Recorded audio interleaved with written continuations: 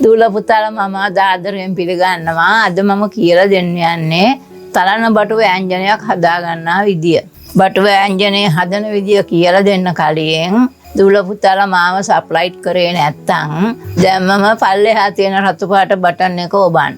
දන්නේ නැති නිසා මගේ වචන පැටලෙනවා. ඒව ගණන් ගන්න එපා. අපි දැන් වයසට යන උදවියනේ. මං එස කීයඩයි කරන්නේ නැහැ. දත් දාන්නේ නැහැ.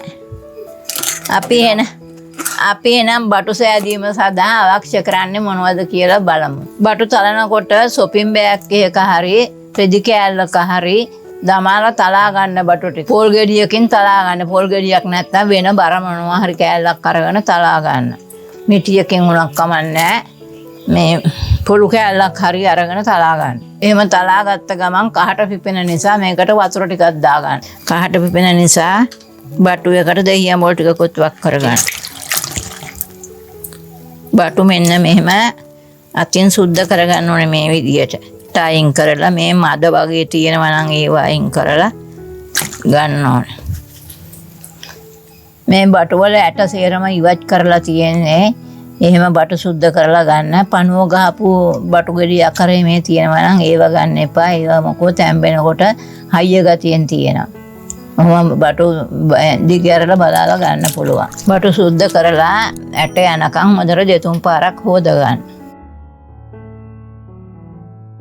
මෙතන බටු ග්‍රෑම් 250යි.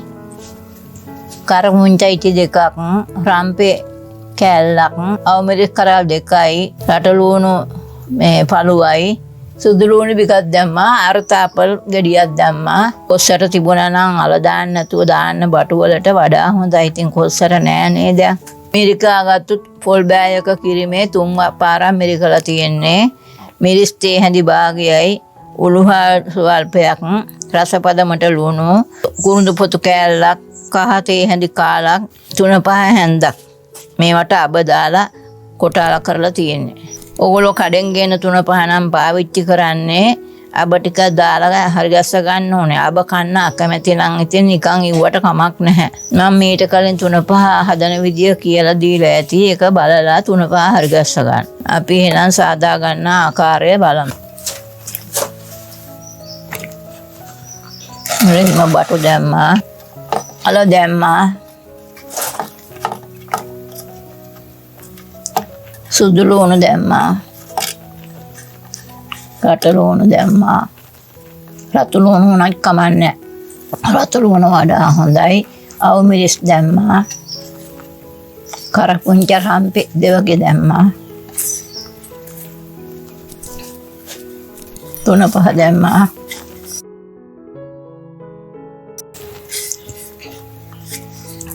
උළුහල් දැම්මා. කහතේ හැඳි කාලක් දැම්මා. පොතු කෑල්ලක් දැම්මා. මිරිස් කුඩු තේ හැඳි කාලයි. රසපදමට ලුණු දැම්මා.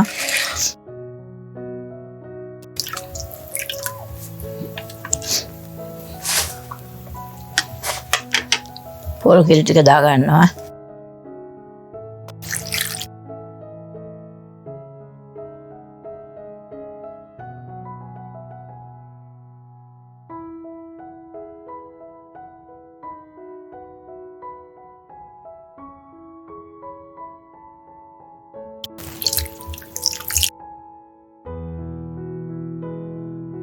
දැන් ව්‍යංජනේ හරි. දැන් මේ ව්‍යංජනේ අපි පියතියා ගන්නවා බටු ව්‍යංජනේ.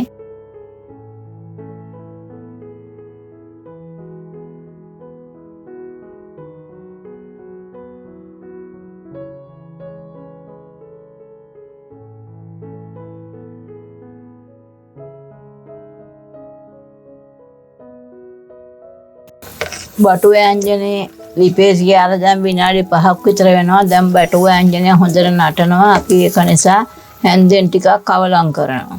බටු කියන්නේ ගොඩාක් ගුණ ආහාරයක්. වැදගත්ම දේ තමයි බටු කෑවහම ලස්සන වෙනවා. සම නිරෝගී කරනවා.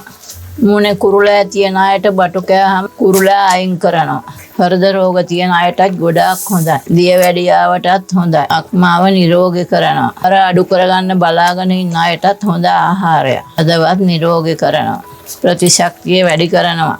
ඒ නිසා මේ දවස් වලට බටු කන එක හොඳයි. තවත් කාරණයක් තමයි බබාලා ඉන්න හම්බෙන්න ඉන්න අය බටු කෑවහම නිරෝගී දරු උපතක් ලබා ගන්න පුළුවන්. ඒ වාගේ ගොඩක් රසවත් ගුණදායක ආහාරයක් බටු කියන්නේ. දැන් බටු ව්‍යංජනේ හරි බටු ව්‍යංජනේ තැම්බිලා තියෙන විනාඩි 15ක් විතර වෙනවා. අපි දැන් බටු ව්‍යංජනේ බා ගන්නවා. බටු වලට තක්කාලිත් දානවා. මම නම් දැම්මේ නෑ. ඕගොල්ලන්ට කැමති නම් දා ගන්න පුළුවන්. බටු වලට තක්කාලිත් ඕන. මම ඊට කලින් තිබ්බටු මැල්ලුමක් සහ තිබ්බටු බෙදුමක් කියලා දීලා ඇති. ඒවා බැලුවේ නැත්නම් ඕගොල්ලෝ ඒවත් බලන්න. බටු ව්‍යංජනේ ටෙම්පරාදු කරගත්තා නම් තවත් රසවත්. නමුත් තෙල් එච්චර ශරීර වලට හොඳ නැති නිසා මම අද බටු ව්‍යංජනේ නිකම්ම බා ගන්නවා. ටෙම්පරාදු කරනවා නම් බටු ව්‍යංජනේ හට්ටිය සේරම අයින් කරලා තෙල් ටිකක් දාලා මිරිස් කෑලි ටිකක් කඩලා දාලා ටෙම්පරාදු කරගන්න පුළුවන්.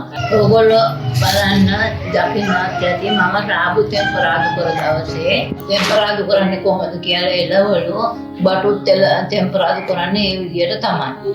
අපිට ටෙම්පරාදු කරන්න ඕනේ නැති නිසා අපි බටු ව්‍යංජනේ ටෙම්පරාදු කරේ නැහැ. ටෙම්පරාදු කරාම තමයි රස වැඩි. දැන් මම බටු එක බා ගන්නවා.